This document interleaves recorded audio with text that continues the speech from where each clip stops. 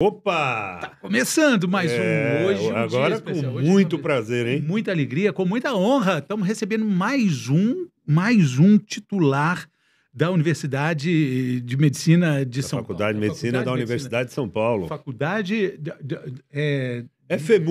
FUMUSP. Médico titular é coisa assim, é uma honraria muito grande para o nosso podcast. Agora estamos recebendo o Dr. Paulo Saldiva. Não é só um titular, é o titular. Professor Paulo, o famoso Pepino. Posso chamar de Pepino? Pepino, desde que eu estudava no colégio. É titular de patologia, da cadeira de patologia da USP, enfim. Puxa vida, a gente já teve aqui o Dr. Carneiro, titular também, né? Do transplante, né? Transplante, e agora o Dr. Paulo Saldiva já teve muitas vezes lá no Bem-Estar, já falamos muitas coisas sobre poluição, né, doutor? E agora vamos falar sobre essa 50 a mais. Pois é, isso aqui foi uma surpresa para mim, uma honra enorme, porque quando eu estava trocando o joelho na hora que eu recebi um telefonema para mandar uma foto, né, e um currículo. Eu estava no pós-operatório imediato de uma prótese de joelho. Falei, eu não consigo, estou aqui no hospital, né? Desiste, né? Aí o pessoal não desistiu e eu acabei entrando. Ainda bem. Ó, professor Paulo, vou chamar de Pepino, acho que foi um dos primeiros cicloativistas que eu conheço. Ele ia já de bicicleta para a faculdade para trabalhar. Acho que quando eu entrei na faculdade em 1990, ele só ia de bicicleta. Desde quando você... Peraí, tem uma lenda, é mito ou é verdade que na vaga lá para o professor titular que o senhor tem uma vaga de carro que o senhor chegava e falava, vou deixar minha bicicleta aqui? Não, eu entrava na minha sala com a bicicleta. Eu fui a primeira vez de bicicleta para a faculdade em janeiro de 1972, como aluno. Então... Realmente começou antes de eu chegar lá em 1990. Teoricamente, eu estou andando de bike como meio de transporte único, praticamente único, quando vou ônibus, desde, vão fazer 52 anos.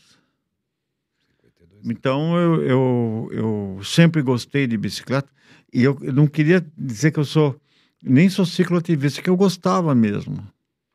Desde moleque eu andava de bicicleta. Eu morava do lado do Parque do Ibirapuera. Sabe onde é o Hotel Unique? Ali, no final da Brigadeiro. Minha casa era ali.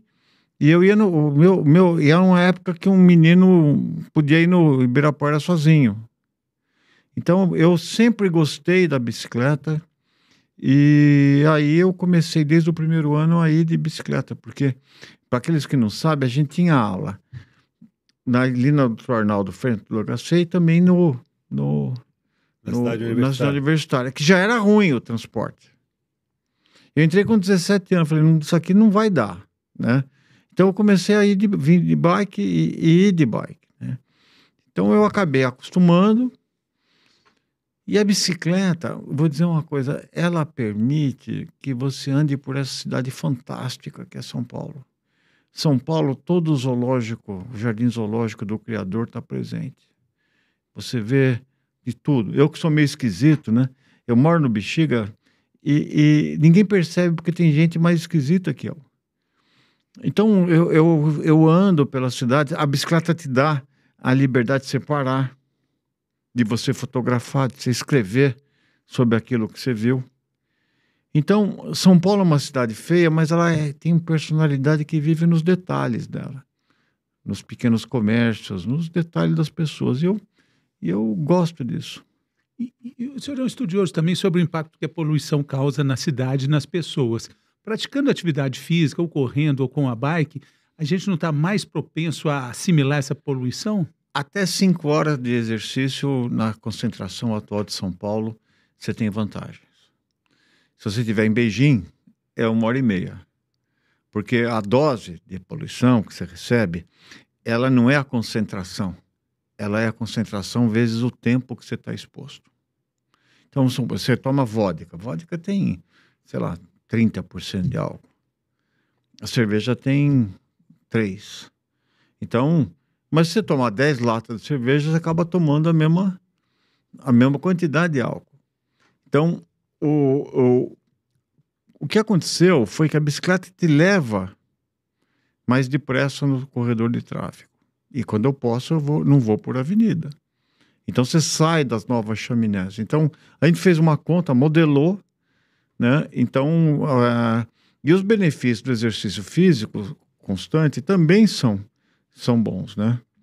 Então, assim, nós, nessa história de eu ser patologista e ter o serviço de verificação de óbitos, sabe que a poluição faz uma tatuagem no pulmão, né? Aquela fuligem, ela entra, faz uma resposta inflamatória e fica lá. Você tem uma medida de exposição.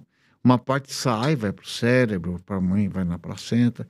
Mas como ela é um carbono que não é puro, não é grafite, ela vem temperada com uma série de coisas tóxicas, ela causa uma cicatriz que nenhuma tatuagem faz. Você põe um pigmento irritante, né? E ele tem uma fibrose e fica ali, uma cicatriz e fica preso. Só que essa poluição, então a gente mediu. Então a gente sabe o tempo que o indivíduo perdeu no trânsito, a ocupação, se fumante passivo, ativo ou não fumante. E a nossa conta é que você fuma 0,6 cigarros por hora no trânsito. Essa é a conta. Mais de meio cigarro. Mais de meio cigarro por hora. Mais de meio cigarro por hora. Se você passa 3 horas, você fumou um cigarro, você é um fumante leve. Cigarro e meio. E se fuma mesmo, ainda tem mais os que você fumou. Aí vai. Mas, por exemplo, se você... quanto que esses 2, 3 cigarros que as pessoas que moram longe respiram a mais, né? O que significa? Depende. Um dos grandes arquitetos do Brasil, Niemeyer, fumou charuto com mais de 100 anos. Ele tinha os genes para isso. Outros, para viver com uma pessoa, por conviver com um fumante, ser um fumante leve, esporádico, você faz câncer. E quem mora numa região poluída, o centro de São Paulo, por exemplo? Depende de quanto tempo ele fica na rua. Porque sabe que a casa, dependendo da qualidade da casa, ele segura. Você vê uma dona de casa... Você olha a cortina de uma casa, ela está preta. Você pega nos motoristas de táxi, quando ele anda com a janela aberta, porque em São Paulo você anda ainda, né? Pelo menos andava. Agora com a violência você fecha mais e liga o ar-condicionado. Mas fica preto.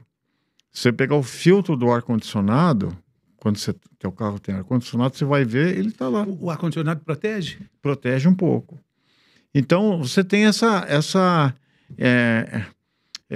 e ali, né, essa tatuagem você não tira, ela fica lá, vai acumulando, então você vai causando uma fibrosinha, uma doença de pulmão, vai destruindo lentamente a parte distal do pulmão, onde você faz a troca gasosa.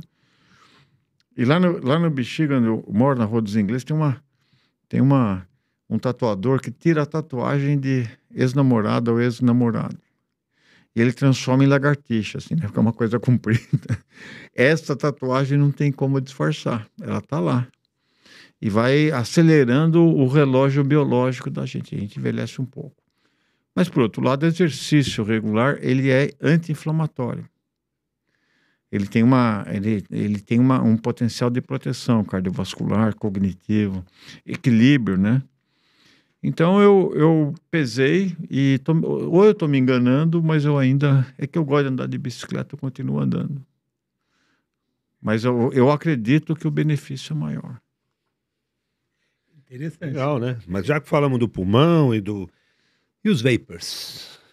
Esse tem parte com o capeta. Tem, né? Tem. O cigarro eletrônico? Ali é o seguinte, ele foi desenhado com uma coisa de redução de danos. Porque você se vicia através da nicotina e morre por causa do alcatrão, que é o resto, né? Os gases tóxicos, a acroleína, o radônio e mais aqueles hidrocarbonetos que estão principalmente na fase particulada. Aquela fase da fuligem, né? Que deixa o dedo amarelo, aquelas coisas, né? Então, se você tem um indivíduo que não consegue largar da nicotina, para quem está ouvindo a gente tem a gente tem receptores nicotínicos no cérebro que fazem com que você tenha... E o cigarro, tudo que é inalado, como o crack, ele tem uma velocidade de absorção que é superior a uma injeção endovenosa. Então, quando você está com aquela vontade de relaxar ou de ter mais... que é uma coisa que você tem aquela compulsão, chama craving em inglês, né? Você fuma na hora, resolve. O emplastro, não. Porque ele tem uma liberação lenta. Então, se o indivíduo está tendo todos os malefícios da inflamação pulmonar, do risco de câncer, da bronquite crônica, do enfisema, que é dado pela coisa não nicotínica do cigarro, você você põe um cigarro eletrônico para ele reduzir os danos. Só que não é assim. Agora você está induzindo o quê? Você está induzindo que mais gente fique dependendo de nicotina ou de outras drogas inaladas. Bom, o cigarro eletrônico é caro. Se você ficar dependendo da nicotina, qual a segunda forma mais fácil de você ter nicotina? No cigarro. Então, o cigarro comum. Então, você está criando, assim, você constrói uma coisa que fazia mal. A indústria do cigarro, durante anos, desde os anos 50, sabia que aquilo fazia mal e fez desinformação. E agora, bom, como a gente fez uma coisa que está... Eu quero criar um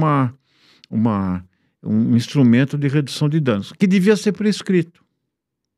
Devia ser uma coisa que você prescrevia dentro de um contexto onde você discutia com a pessoa que o profissional de saúde está atendendo, para dizer, olha, no seu caso, o dano menor é você fumar o cigarro eletrônico. Mas quando você põe para liberar, para vender, e os argumentos são ridículos, que está sendo discutido no Senado. Você fala assim, bom, se a gente não autorizar, vai entrar por contrabando. Bom, e o cigarro não entra? A cocaína entra legalizada? A maconha entra localizada? Todas essas drogas sintéticas? Então, o fato de legalizar ou não faz a menor diferença para o comércio paralelo. Mas esse lobby é feito pelas indústrias do cigarro, que já estão migrando para o vape. Isso é tão poderoso e caro e muita grana, né? Ou seja, tem uma fidelização de vício. A gente recebeu aqui a doutora Jaqueline Scholz, conhece ela lá? Conheço, como é sabida, né? É muito. E brava. Brava. Opa, nossa, imaginou o macarrão de domingo dela, na casa dela? Tem que entrar ali, né? Ela falou que a medição dá níveis altíssimos, que o cara dorme com o vapor embaixo do travesseiro, acorda no meio da noite, dá 2 tragadas e põe de volta embaixo do travesseiro. E vem acroleína, vem solvente, vem um monte de coisa. Então, o vape, ele tem um componente... Principalmente, teve casos de internação no próprio Hospital das Clínicas de gente que faz uma pneumonia química pelo vape. Né? Então, o vape, ele não é desprovido de efeitos diretos. E ninguém sabe o efeito do vape de longo prazo. Ele tem essa aura de bonzinho também, né? Ele tem uma aura de redução de danos. E a indústria quer vender isso como uma forma de popularizar o uso da nicotina. Doutor Paulo, o senhor, como um patologista, estava até comentando aqui conosco, o senhor analisa ali o que aconteceu na vida de um indivíduo que chega ali nas suas mãos, né? Ele não vai reclamar, ele está ali quietinho, já passou para outra, mas dali dá para a gente fazer uma análise muito interessante sobre muitas coisas que a gente fala aqui, longevidade, qualidade de vida, doenças silenciosas, doenças não diagnosticadas, doenças lentas, que estão todas ali nesse exame patológico. Sabe, a gente tem em São Paulo uma circunstância única no mundo, que é o maior serviço de autópsia médica do mundo. Autópsia médica é aquela que não é de morte matada, é de morte morrida. Então, hoje, mais ou menos 20% das mortes naturais de São Paulo vão para autópsia, porque ninguém assina atestado de óbito. Principalmente se for pobre. Né? Ou morte residencial, se o indivíduo não tem acompanhamento médico, né? Não tem uma pessoa que se responsabilize por isso. Então, está indo tudo para o serviço de verificação de óbitos. Então, a gente lá... Bom, acho que eu podia começar dizendo que, para mim, eu aprendi que o maior mistério não é a morte. Eu consigo fazer um atestado de óbito. Eu não consigo fazer um atestado de vida. E esse é uma das coisas que... Ou seja, você começa a ver e começa, daí você conversa com a família, tem a narrativa do adoecimento, conhece a história. E aí você vai ver, primeiro a relação afetiva que aquele falecido tem com os familiares. Então, primeiro, se entregar um atestado de óbito com 5 linhas, ninguém vai entender. Ainda mais na linguagem que você tem que pôr. Então, você tem que traduzir. A primeira coisa que pinta, além da dor, que é o mais frequente, é a culpa. Putz, se eu tivesse feito aquilo, se eu tivesse feito aquele outro. Né? E eu posso dizer que 99% das vezes você não tinha o que fazer. Então, você tem que esse papel de, digamos, auxiliar que o luto seja menos doloroso também. E a pessoa fica só com a dor da perda, não precisa colocar mais nenhuma carga em cima. Você tem alívio em situações de adoecimento crônico, que a pessoa fica dividida. Uma parte de você quer manter, outra parte você fala, putz, já foi. Ou estava sofrendo muito. E como eu disse, também tem diferença. Quando a pessoa vivia sozinha e estava nesse bando de solitários que São Paulo tem uma fração importante da solidão, né? Mas você consegue ver, por exemplo, aquelas pessoas que morrem de câncer sem ter diagnóstico de câncer. Quer dizer, onde moram as pessoas? Onde é que você tem que melhorar o atendimento, né? A pessoa pode morrer de câncer sem saber que tinha, se ela não se cuidava, ou se ela procurou o serviço, são duas coisas diferentes. E foi mal atendida. Ou foi mal atendida, né? Você vai ver onde estão as escaras de pressão dos idosos. Sabe o que são escaras? As feridas? As né? feridas que ficam. Feridas quando o idoso fica numa posição e não se mexe, aí começa a machucar alguns lugares. Quer dizer, claro, pode acontecer escaras mesmo em pacientes bem cuidados, mas a maioria das vezes os pacientes estão mal cuidados. E vai até o osso, né? Vai até o osso, você tem uma infecção. É um sofrimento grande. Agora, você tem que ver se aquilo é descaso para a pessoa ou se é incapacidade absoluta de uma família que trabalha cuidar de um idoso. Que quem tem um idoso acamado sabe exatamente quanto custa e o que é. Na Covid, por exemplo, que era proibido fazer autópsia por questões sanitárias, eu era uma das poucas pessoas que sabia fazer autópsia sem abrir o corpo, usando ultrassom. Então, durante 2 anos, a gente fazia ultrassom ou tomografia, a amostragem de todos os órgãos, né? Todos os órgãos a gente fazia, e isso ajudou, de alguma forma, a entender a doença, entender do que morriam as crianças e da trombose das artérias. E aí eu fui conversar com as pessoas. Então, aí eu percebi que a gente tinha errado. Na Covid, nós erramos em 2 coisas. No meu entender, manter a escola fechada por 2 anos. Segunda coisa, vacinar só por faixa etária e não por risco. Quem morreu foi gente que manteve a cidade funcionando. Que se contaminou no transporte, nas caixas de supermercado, entregando comida. E que não tinha condição de fazer isolamento social. Então, essa ideia de que hoje a gente aprendeu, né? Nós estamos fazendo com o dengue, já não é só a idade, mas também as regiões que têm mais risco de contaminação pelo mosquito. Então, eu creio que aquilo ali é uma escola que explica muito mais a vida e a qualidade de vida do que entender a causa de óbito. E o jeito que viveu, né? Doc Atuí, um médico especializado no sistema digestivo, né? Tanta coisa está ali relacionada com os hábitos também. Acho que no exame patológico, o que tem de pistas sobre o funcionamento do intestino... Você vai ter isso. E outra coisa, né? A autópsia, ainda, embora seja um método muito antigo, vamos pegar Alzheimer. Você vai fazer uma biópsia cerebral na fase inicial da doença para saber como é que começa.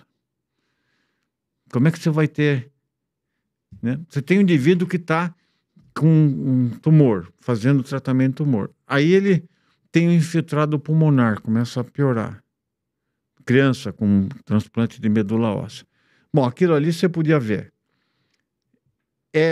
como você está colocando célula imune de uma outra pessoa, pode ser que aquele próprio enxerto de transplante de medula óssea, faça anticorpo contra a criança. Pode ser que com a imunossupressão você tenha uma infecção por um oportunista. Pode ser que você tenha um efeito colateral do quimioterápico.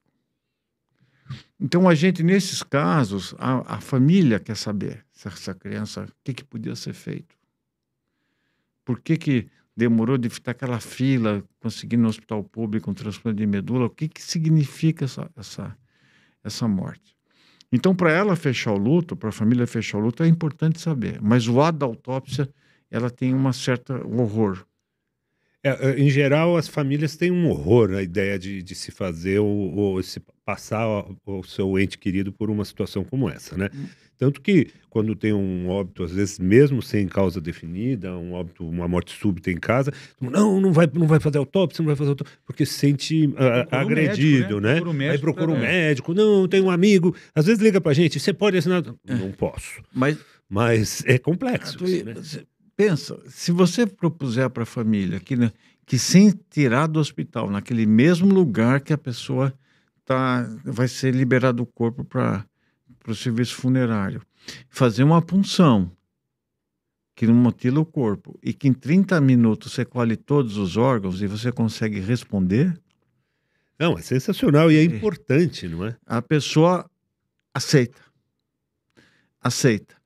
Então, nesse momento, você tem a chance de você estudar. Também vigilância epidemiológica de doenças desconhecidas.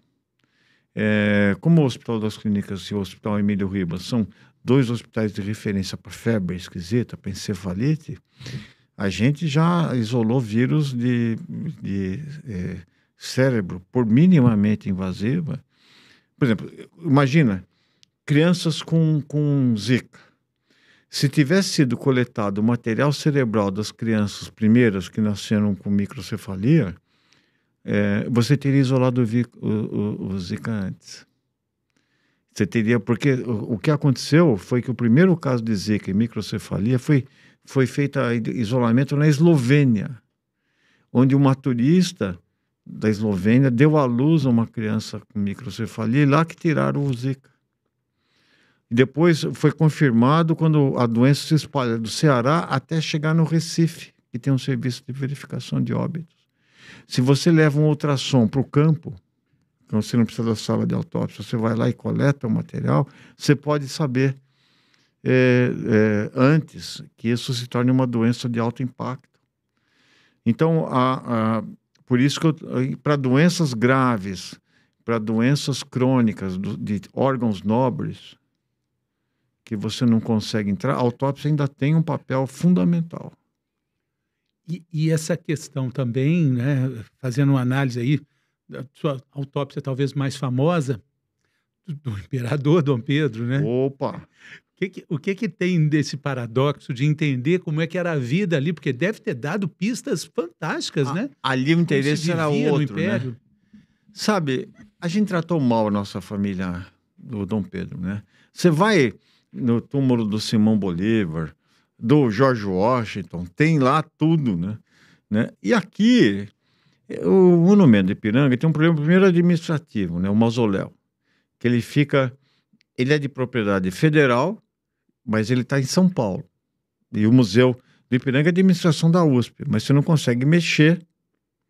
Então, o que acontece é que esse mausoléu estava embaixo da água, tem um córrego ali que inunda. A família imperial portuguesa, você coloca em 3 caixões, um de fora de granito, depois um de madeira e por dentro um de chumbo. Às vezes você põe cal para não manter o corpo, né? Por isso que você fala, quem era enterrado, uma das razões do podre de rico, é que quando você era uma pessoa rica e tinha velório, as pessoas tinham que vir na antiguidade para ver o enterro, a pessoa ficava emanando um odor. E para isso, então por isso que a pessoa que tinha aquele odor, né? Então começa no inglês, filthy as a rich, quer dizer, com cheiro ruim como um rico. Olha, não conhecia isso. Porque eu nunca vi ninguém apodrecer de riqueza, sabia? Assim, doente, né? Eu já vi pobre ter gangrena, mas rico não. Mas essa expressão vinha de tempos onde você enterrava as pessoas e tinha que esperar chegar. Era muito reservado esse privilégio, né? Então você punha às vezes ervas aromáticas e um pouco de cal para desidratar o corpo. E quando você imagina, entra lama e água, com cal vira um cimento. Então havia uma moça, né, que é Valdirene Ambiel, que era uma historiadora, que era fascinada, ela viu a chegada do corpo de Dom Pedro foi no Sesc Centenário da Independência, 1972, ela era criança e viu.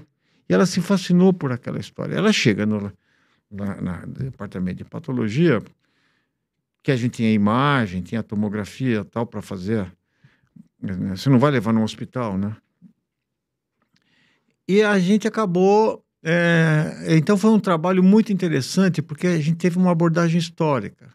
Então entrou água na caixa de chumbo lá também? Entrou na parte de baixo, teve inundação daquele mausoléu. O famoso o Ipiranga das Margens Plácidas. Isso. Do Ipiranga. E a dona Teresa, de Nápoles, que foi a segunda esposa, você nem sabia onde estava o corpo. Ela estava num outro lugar lá, teve que fazer tipo percussão, sabe? Bater assim para saber um oco e achar.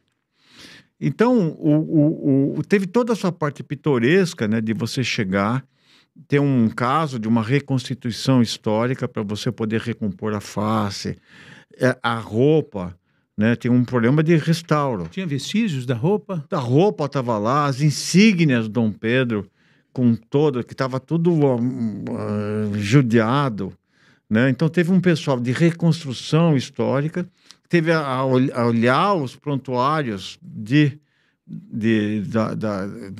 segmento Dom Pedro, quando ele vira Dom Pedro IV, ou os médicos da dona Leopoldina, como é que foi a descrição para poder inferir.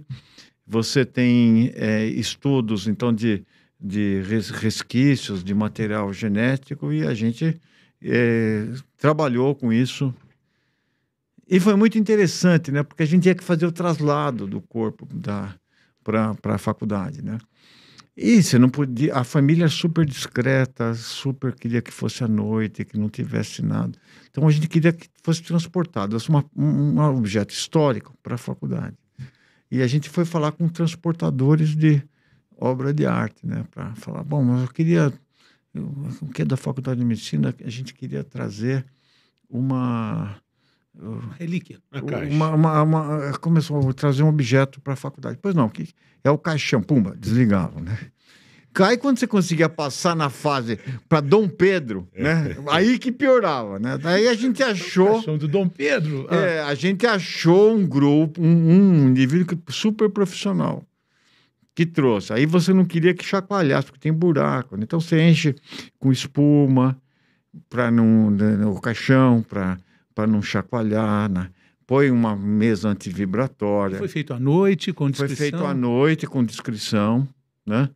E o corpo voltava na mesma noite. A família tinha essa coisa de não querer fazer um cortejo e que foi respeitado.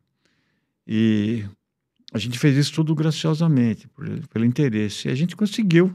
Depois até recuperou um pouco a equipe que cuidou disso, recuperou a visibilidade, né?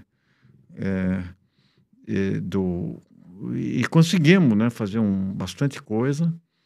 Eu sou uma personagem minúscula disso. A Valdirene Ambiel é a pessoa que fez a equipe de restauradores históricos, né? E deu para perceber alguma coisa de mudança, assim? Poxa, viveu, né, nessa época brasileira diferente. É gritante, assim, a questão do organismo, sim. que denotava de hábitos. Não, você vê, por exemplo, a obturação, né? Que não tinha... a obturação era mascar uma folha de ouro. Você usava você acabar cá e você não tinha motor, né? Você põe uma substância corrosiva e a pessoa preenchia aquele espaço com uma folha de ouro, mastigando. Tratamento de canal, nem vou perguntar, então. Então, não. O canal no Dom Pedro eu não sei, mas tem uma época que eles punham uns cones de prata para fazer o canal. Isso, ele fazia... Tinha coisa para fazer. O Dom Pedro tinha tido uma fratura grande, que ele tinha caído no Rio de Janeiro. Ele tinha um colapso de um pulmão. Então, ele pega tuberculose no pulmão contralateral. Mas poluição, nada. Acho que devia ter, né? Porque a fumaça, quando você vai ver entra num fogão de lenha mal ventilado, né? Numa casa que tem essa... Quer dizer, você vai ter também, né? Tanto que tem estudo de múmia, sabe? Tem um grupo de gente que estuda a múmia. E tem um ambulatório de múmias. E esse... Tem múmias que... Eles têm umas 400 múmias que vêm desde as Ilhas Faroe, no norte da América do Norte, tem no México, no Peru e no Egito. E algumas múmias estão razoavelmente preservadas. E esse pessoal usa a tomografia e faz biópsia através do envelope da múmia. E sabe o que aconteceu? Mais ou menos.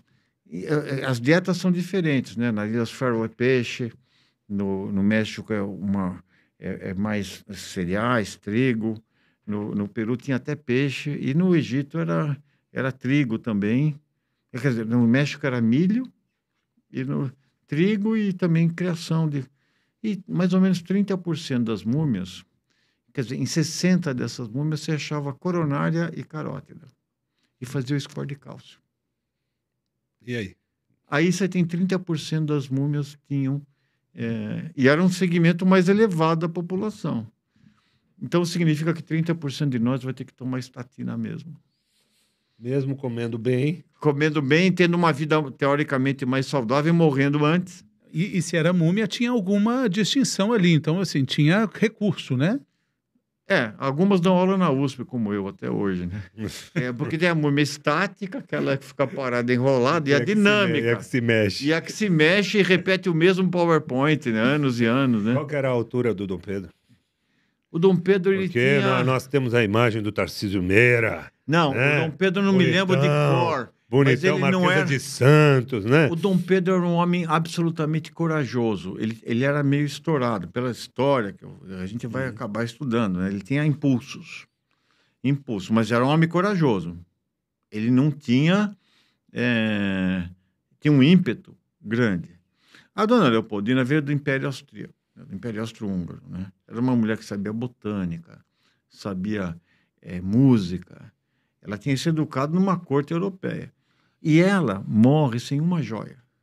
Ela deu tudo para os pobres. Ela era, de fato, uma pessoa extraordinária.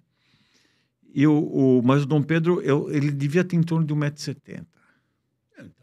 Nem tão alto. Não, mas o Tarcísio Meira eu acho não chega nessa aí. Mas que ele era um homem, digamos, com vigor em vários aspectos, né? Um vigor bastante grande. Ele, no cerco do Porto, ele foi para frente. E já estava doente. Então, ele foi um homem que tinha digamos, um mérito... Eu sou fã do Dom Pedro II. Acho ele um cara extraordinário.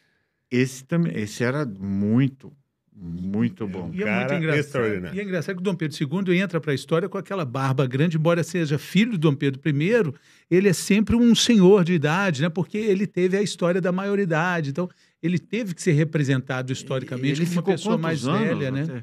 Ele vira regente, né? O Dom Pedro vai embora, acho que em 1824. 16, né? 13, né?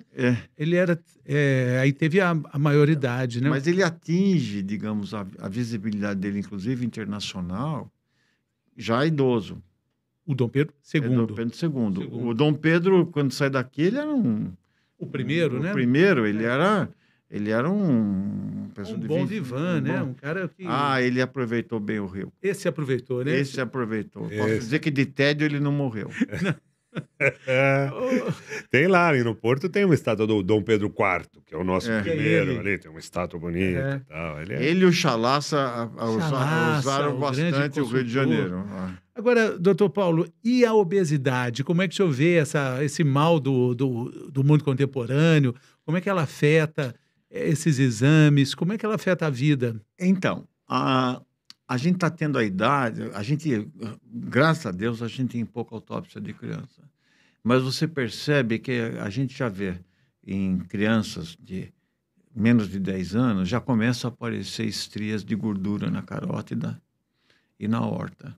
Quer dizer, nós estamos antecipando o relógio do envelhecimento arterial por causa do sedentarismo e da dieta. Tanto que em São Paulo, nos estudos que a gente foi seguindo de causas de morte, nós estamos com diabetes mais ou menos estável, mortes por diabetes mellitus, que é uma doença que também depende da obesidade. Mas o que está aumentando é em mulheres de 30 a 39 anos e uma tendência de aumentar nos homens, nessa mesma faixa etária. Ou seja, em vez do indivíduo morrer de diabetes mais velho, ele está morrendo de diabetes antes, em consequência, possivelmente, da obesidade e sedentarismo que ele tem na adolescência e no início da sua fase adulta. Então, a aterosclerose está acontecendo, e esse é um problema, né? Porque nos Estados Unidos, quando você faz score de cálcio, que é um país com muita obesidade, tem muito exame preventivo para medir. O que é o score de cálcio? Você dá uma nota para o nível de calcificação em artérias importantes. E nos Estados Unidos, como tem muita tomografia, você consegue medir, tem estatísticas populacionais de score de cálcio. Eles têm acima de 60 anos, o nível de score de cálcio elevado é bastante elevado nos Estados Unidos. A população que menos tem no mundo, até onde eu conheço, são Tsimane da Bolívia amazônica, que são caçadores-coletores, eles andam 15 quilômetros por dia, vivem uma dieta variada porque você não compra no supermercado, e tem ainda parasitose. A tênia puxa gordura. E muda a imunidade do TH2 para TH1. Quer dizer, você não tem a resposta profibrótica do tipo de derivação. Não que a gente tem que viver caçador-coletor, nem ter tênia, né? Tênia, né? A gente podia colocar o ateniolol, né? Que é uma substância, é um remédio que você põe um proglote de tênia e fica. Mas não é isso. O fato de você viver num ambiente que tem a capacidade de absorver, de reduzir o peso e provocar uma reação imune, digamos, menos desviada como a gente tem hoje, aparentemente são as hipóteses para explicar por que esses caçadores-coletores... Teve uns malucos que levaram a máquina a tomografia portátil. Olha só. E mediram em campo. Então, eles viram que, assim, os Tsimane morrem mais que os americanos na primeira infância, por causa das doenças típicas, mas depois que passa... Quando ele atravessa essa fase crítica, ele vai bem. E o americano, essa dieta americana, onde é que vai parar isso? Porque cada vez os índices de obesidade apontam para números mais alarmantes. A dieta americana cada vez fica cada vez mais hiper size. Isso, e é engraçado, né? Isso está acontecendo no Brasil. Quando eu ia no cinema e tinha um pacote de pipoca, era um pacotinho. Agora vem um balde. Né? Dá até nervoso, é um balde grande demais. É um balde grande. Aí a criança, né? Primeiro, que ela já não... A violência no trânsito, a violência da criminalidade e a distância, às vezes que você mora da escola, a criança não anda mais na rua. Ela não consegue se deslocar. Então, ela jogava... Eu, quando morava ali perto do Hotel Níquel, que eu morei até casar lá embaixo, na Brigadeiro Luiz Antônio, perto de Ibirapuera, tinha um campinho.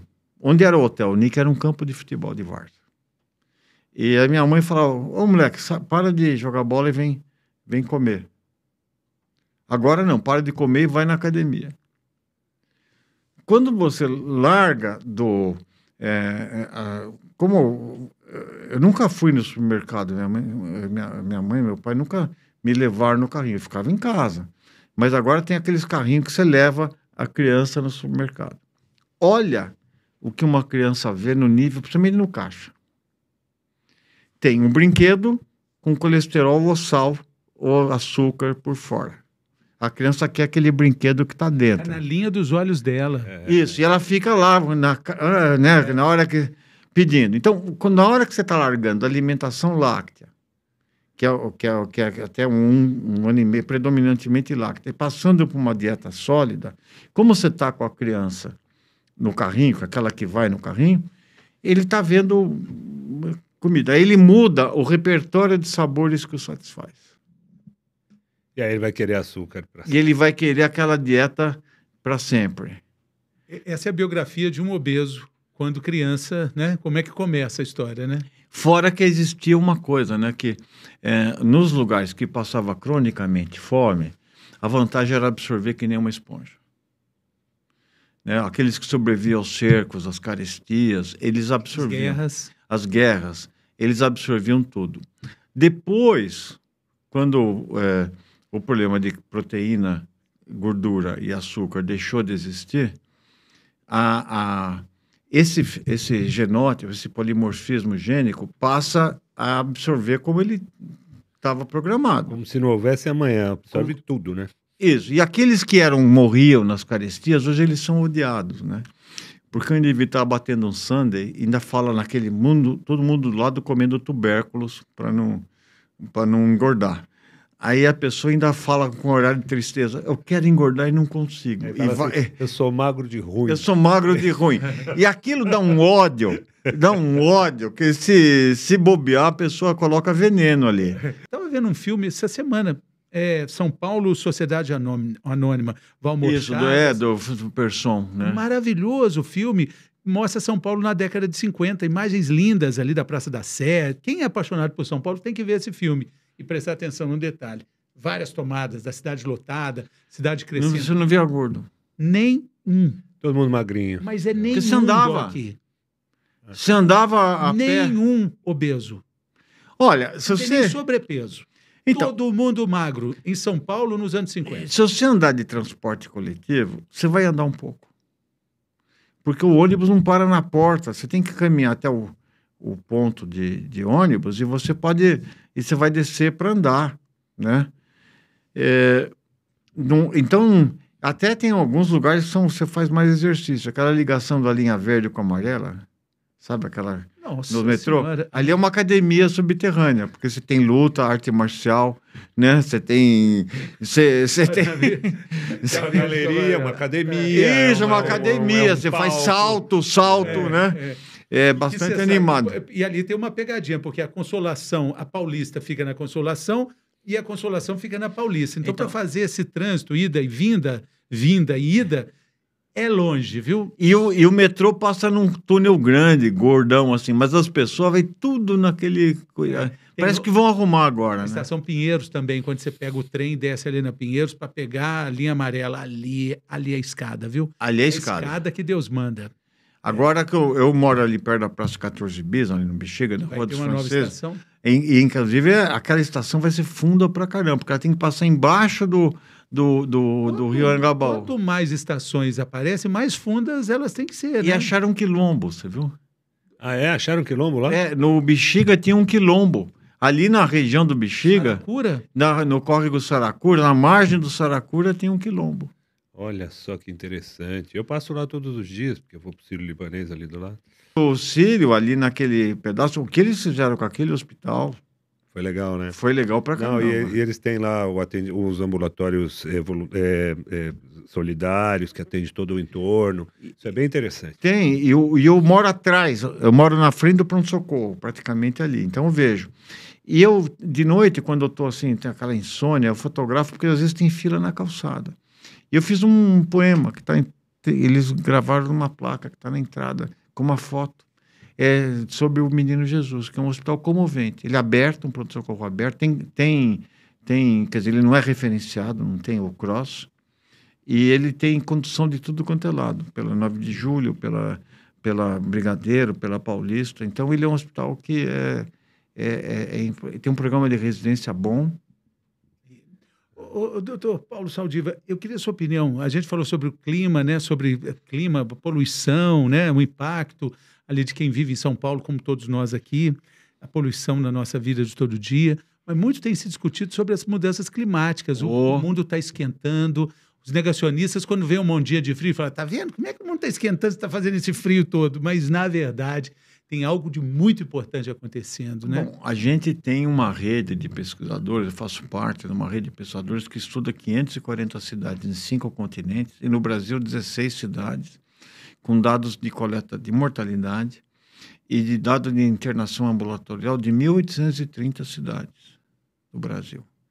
Então, a gente tem a temperatura, quer dizer, existe um fenômeno de aclimatação, por exemplo, vamos comparar Teresina com São Paulo. Nesse estudo que está no Lancet, você tem essa ideia. Teresina, em São Paulo, por exemplo, São Paulo está na boa quando a temperatura está 24.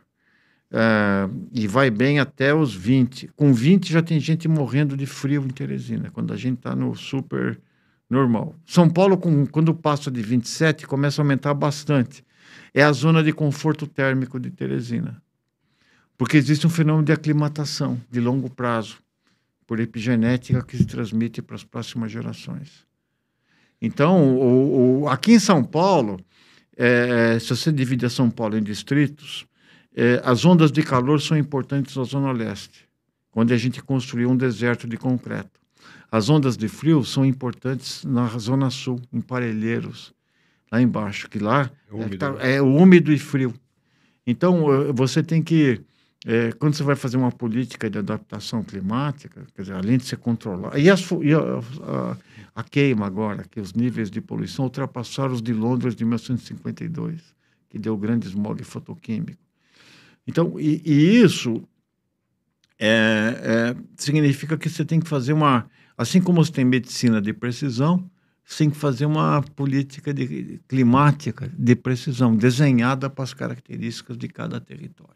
Mas o Fernando falou uma coisa e eu queria ouvir sua posição, até representando aí nossa audiência de 50 a mais. O aquecimento global. Eu já vi gente falar que o Fernando chamou de negacionista, eu já vi gente séria falar, eu já vi pessoas que se dizem muito especialistas falar que não. É cíclico ou é de fato um aquecimento que está acontecendo? Veja, teve aquecimentos cíclicos, mas o que está acontecendo agora é que a composição... Você consegue saber a composição de gás da atmosfera terrestre. Como? Em bolhas de gelo. Você faz uma biópsia, você pega um trépano e vai no Ártico ou na Antártida e você vai vendo como que a composição tem um ar que fica dentro do gelo. Então você vê poluição também você vê em anel de árvore, anel anual de árvore. A gente usa isso para medir as tendências históricas de poluição, porque aqueles anéis que a árvore vai crescendo, e algumas árvores têm 200, 300 anos, você consegue analisar e analisando a composição química. Dentro de cada anel de árvore você tem um testemunho, como se fosse meio paleontológico, assim, meio... então a gente sabe que a composição do CO2 na atmosfera mudou bastante. E isso é produto, sim, de um consumo excessivo de combustível fóssil. Nós tínhamos um período onde o planeta era muito grande para cidades que eram pequenas, para a população que era pequena. Então, uma população relativamente pequena vivendo num planeta grande. Agora, a população da Terra não só aumentou, mas o consumo de energia aumentou por indivíduo. Então, isso não cabe mais e está tendo consequências que vão acontecer, porque esse aquecimento está sendo... Quando você bate CO2, aliás, sem querer parecer, digamos, quando você pega todos esses modelos meteorológicos, você consegue saber a quantidade de CO2 e a temperatura com o número de pessoas. Quer dizer, agora o planeta começou a reduzir a população. O Brasil vai começar a reduzir a população. vai passar por uma transição demográfica que a pirâmide já está se alterando. A China vai também começar a parar a Europa já nos precedeu na mudança demográfica e, consequentemente, nós vamos ter um jeito de controlar esse crescimento populacional e de produção. Quer dizer, a mudança, o combate efetivo da mudança climática, se não fizer nada, ele vai reduzir porque vai diminuir a dependência, o consumo de cada um. Tipo, em 40 anos, a gente vai equilibrar o número de mortes e nascimentos. O planeta ficaria com esse número... O Brasil antes disso, né? O Brasil começa a diminuir a população e o que está acontecendo na Europa, na Itália, na Espanha, que as cidades estão pequenas, Portugal, né? Estão desaparecendo, está indo tudo para a cidade grande e você está importando imigrantes para cuidar no sul da Itália, por exemplo, aqueles indivíduos que atravessam o Mediterrâneo, eles têm sido, digamos, utilizados como força de trabalho, porque ninguém quer correr atrás de cabra. Essa é a questão que pode, a densidade demográfica diminuindo, isso pode ser bom. Mas isso vai demorar uns 200, 300 anos. E não sei se a gente tem tempo. Né? O problema é que quanto mais complexo é o organismo, mais difícil ele mudar, ele se adaptar. Deixa eu fazer posso falar mais uma bobagem? Supondo que eu tivesse que ter 3 braços fosse uma vantagem reprodutiva. Então, com 2 eu sensualizo, com outra eu tiro foto do meu CEF, eu mesmo com 3 braços, aí eu ponho no Tinder, dá um match, copula, procria. Né? Supondo que seja uma vantagem dos 3 bracistas passarem serem mais frequentes. Isso vai demorar uns 300 a 400 anos. A mudança de termorregulação, né, dos mecanismos, todo um mecanismo fisiológico de termorregulação, ele foi mais desenhado para frio. A gente começa na Etiópia, com paralelo 10, com calor, e quando você vai aumentando a população da Terra, os mecanismos de seleção natural foram privilegiando adaptação a frio. Mudança da cor da pele, para você ter vitamina, produzir D. Então, quando você tinha polimorfismo do gene da melanocortina, que fazia com que você tivesse uma menor expressão de melanina, era vantajoso. Tem mudança de vestuário, de relações sociais. Por exemplo, os Inuits, que vivem lá em cima, os esquimós, eles têm um processo de compartilhamento de alimento muito interessante. Você pega uma baleia, você divide com todo mundo e deixa até nos trajetos entre vilas, porque não precisa de freezer mesmo, né? Então, se deixa lá para quem estiver passando ter o que comer. Eles também têm um sistema de termorregulação próprio, porque eles podem colocar a mão no gelo e não fazer a necrose de ponta de dedo para pegar o peixe deles. Ponta do nariz, né? Então, eles têm um sistema todo próprio, mas demorou milhares de anos. Eles têm, por exemplo, eles são gordos, porque tem mais panícula adiposa, e não fazem aterosclerose, principalmente aqueles que faziam, morreram de infarto. Eles têm um problema de vitamina D e estabilidade óssea, de fraqueza óssea. Tem pouca luz numa boa época do ano, não está mal. E além disso, eles se encobriam a pele, Claro. né? Então, tem quer dizer, a velocidade da mudança da temperatura, talvez ela supere a nossa capacidade de adaptação de correr atrás. E o que a gente está discutindo, veja, para você se combater calor, é mais fácil ligar um ar-condicionado, é mais caro também, do que se acender uma lareira, um fogo ou colocar um casaco. Então, a gente talvez esteja introduzindo, a espécie humana não vai desaparecer, mas a gente esteja fazendo uma seleção econômica e não biológica.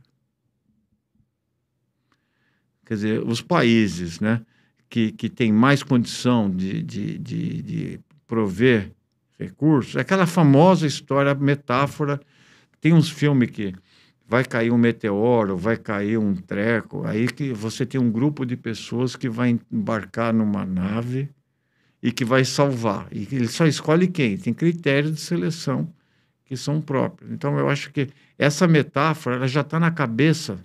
Tem 2 coisas que filme americano de tragédia faz.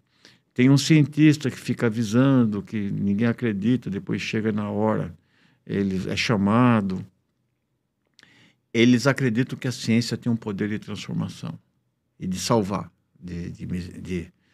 Então, vão levar, dinamitar o meteoro, vão cuidar da onda, né? Porque também as mutações e a mudança da população é ou coisa chata para exemplificar num filme, né? Como é que eles iam fazer um filme mostrando que paulatinamente, durante 200 anos, a população ia mudar e se adaptar? Então, mas a ideia de você ter um cara que entra com uma nave, que é um piloto da NASA, ou um piloto que vai nos redimir... e tinha uma com Morgan Freeman, que tinha uma onda gigante que vinha, e ele ainda ficava na Casa Branca esperando chegar a onda, né? Eu não sei se um presidente nosso hoje ficaria esperando a onda chegar. Mas, doutor, a gente teve aqui a professora Marta Gabriel, ela falou uma coisa bacana, ela é futurista, né? Futuróloga, futurista, e aí ela falou, a gente em 10 anos, se a gente sobreviver 10 anos, a gente encontra com a amortalidade, com muitos recursos. O senhor disse aí, trocou o joelho, então vamos ter essas condições. Mas tem uma questão que a gente levantou com ela, que corre contrariamente a essa mortalidade, que é a obesidade. Não tem um velhinho de 90 anos obeso. Eu acho que essa ideia da morte ser uma coisa opcional, eu não vejo. Ou casual, porque, por exemplo, um piano pode cair na nossa cabeça e não nada. E depois deve ser chato, né? Porque você vai... Veja, eu vejo aqueles encontros, Lollapalooza, eu não sei nem quem está cantando. Eu não sei. O filme do Murnau, Nosferatu, que é o primeiro, que ele não é um vampiro glamuroso, né? Ele é um vampiro meio decrépito, né? É um filme muito bonito. Para quem não assistiu do impressionismo alemão, é coisa super legal. Ele era um vampiro melancólico, porque ele tinha vivido 300 anos. Ele não conseguia mais se achar no mundo, porque só ele era vampiro, todo o resto não era, ele foi embora, né? Eu lembro desse filme, é essa a ideia mesmo, né? É quase uma comédia dramática. Isso, ele era um refugiado no tempo, ele era um indivíduo que estava sozinho. Não, mas vai ter mais gente, de acordo com esse mundo futuro aí, vai ter muita gente, hein, Dória? Vai ter muita gente aí com 150... 170, 180, beirando os 200. Eu não sei, depende muito como tiver o neurônio. Vai ter dinheiro para isso, entendeu? Esse que é o ponto. Eu acho que vai ser... Até tem uma série lá, como que chama aquela série? Que o cara tem um número de tempo... Sim, você doa Black tempo. Black Mirror. É um negócio que é horroroso, é uma perspectiva terrível aqui. Não, Quanto você tem de vida tanto? Eu ganhei um dinheirinho aqui, põe mais 15 minutos. Você pode doar. Mas eu, por exemplo, troquei o joelho, eu queria trocar o lobo frontal, né? Tem um doador, né, de uma prótese de cérebro para poder ter mais bom senso, né? Mas eu não sei se você ficar... Né? Eu vejo assim, você tem gente que está ativo com 100 anos, 90, 100 anos. Isso aqui é uma bênção, Agora, se você começar a ter tremor, ficar preso em casa e não ter mais cognição, eu não sei se isso é uma grande vantagem para você sobreviver. E você imaginou a tua família, com o ônus de cuidar de uma pessoa acamada, custa caro você manter uma pessoa hoje num home care. E quando você não tem, eu vejo as consequências de gente pobre que vai para autópsia, gente pobre que morreu idosa acamada. Não é bom. Então, eu acho que a ideia da imortalidade, para mim, é um pouco assustadora. Ou do prolongamento excessivo da vida, vai depender da tua funcionalidade. Para mim é assustador também. E é assustador a gente pensar que essa não é uma questão opcional, né? Ela está chegando, talvez não para a gente, porque nós não vamos viver isso aí, né? Mas é uma geração que vai ter que repensar. Imagina, viver 150 anos a questão da alimentação, dos recursos naturais do planeta. Uma das teorias antropológicas é o seguinte: a gente nasce com aquele cabeção, né? Grande, cheio de conexão, mas só que tem que fazer. Alguém tem que ensinar a fazer conexões neurais. Então, você não sabe andar, Você não tem equilíbrio. Alguém vai ter que educar aquela criança. E numa comunidade de caçador-coletor, para você manter uma população estável, você tem que ter uma gravidez cada 2 a 3 anos. Bom, porque você está tendo um bebê quando o outro ainda não está independente. Entre os índios é bem assim. A mãe ela tem que já ter um pouquinho de autonomia de um para poder ter outro. Ela não consegue cuidar de 2. Pois é, mas o idoso serve. Por isso que a gente sobrevive tanto à nossa fase reprodutiva. Porque você vai ter gente que não sabe caçar, coletar, nem guerrear, mas que tem um almoxarifado bom. E que vai ensinar habilidades e vai cuidar manter a estabilidade. E geralmente são mulheres. As sociedades indígenas, nós, são todas matriarcais. Quem escolhia o homem era escolhido pela utilidade, né? Então, e por isso que tem a poligamia também, né? O nosso Caramuru, ele tinha ele tinha o Caramuru, não, o Tibiriçá, com o João Ramalho. Eu conheci alguns Bartira, mas a Bartira era uma. Mulheres. Só que sabe o que eles fazem que é interessante, professor? Eles são obrigados, o homem indígena que é casado com uma mulher é obrigado a cuidar da sogra. Então eles casam com 2 irmãs, para ter uma sogra só. Ah, então, isso pode ser.